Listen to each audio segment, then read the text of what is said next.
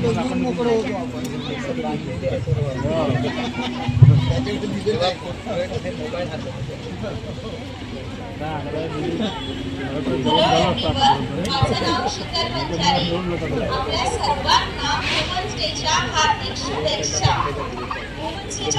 सर्वांना सगळंच माहिती आहे आणि आपण इथे एकत्र का जमलो हेही माहिती आहे.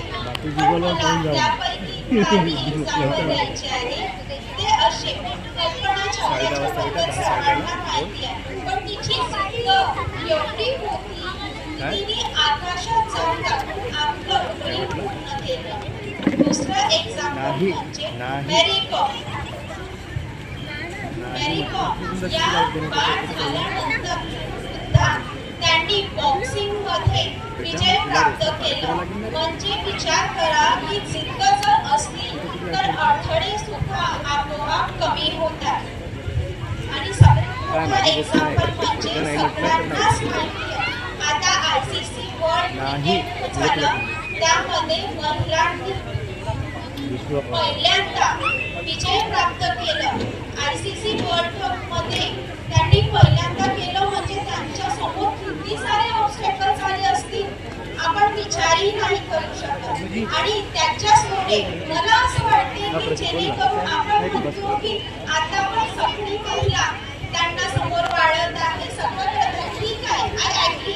पण मला असं वाटते की कुठेतरी काही लोक त्यांना थांबवतात की असं नको करू, तसं नको करू. का बरं आज तुम्ही इथे बसले आहात, मी इथे उभी आहे का? कारण की मी पण एका आईच्या पोटातून जन्म घेतला, हो की नाही? तर मला असं वाटते की जी पण मुलगी जे पण तिला काही करायचं असेल ते कुठल्याही फील्डमध्ये का नाही असो, तिला आपण प्रोत्साहित केलंच पाहिजे. आता परत एक्झाम्पल मी ICC वर्ल्ड कप क्रिकेटचा घेते, वर्ल्ड कप क्रिकेटचा घेते. त्यामध्ये त्यांनी जो विजय प्राप्त केला तो म्हणजे अक्षरशः जे एवढा त्यांच्या याच्यात ऑब्स्टॅकल्स एवढे भरपूर आले की आपण कल्पना नाही करू शकत, तरी सुद्धा त्यांनी विजय मिळवला. पण मला असं वाटते की तो विजय तो आधी पण मिळवू शकत होते, पण त्यांनी उशिरा का मिळवला?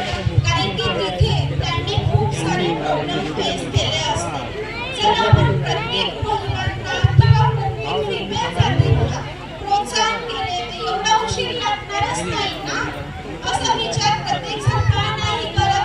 मला नेहमी हा प्रश्न आणि नेमकं म्हणजे आपल्यासोबत भरपूर स्त्रिया आहेत ज्या प्रगती करत आहेत, सपोर्ट करत आहेत, पण त्यांना जर आपण आपली साथ दिली, घरच्यांनी साथ दिली किंवा समाजाने साथ दिली तर ते किती उंचावर जाईल. कल्पना चावल्यासारखी ती कशी काय आकाशापर्यंत पोहोचणे शक्य झाले? कारण की तिला कुठल्या तरी व्यक्तीची साथ होती. तर मला असं वाटतं की आपण प्रत्येक स्त्रियाला कुठल्याही फील्डमध्ये का नाही प्रोत्साहित केलंच पाहिजे. आता मोठा एक्झाम्पल आपल्या रमाई ज्या बाबासाहेब रामजी आंबेडकरच्या पत्नी, त्यांनी त्यांना कितीतरी मदत केली.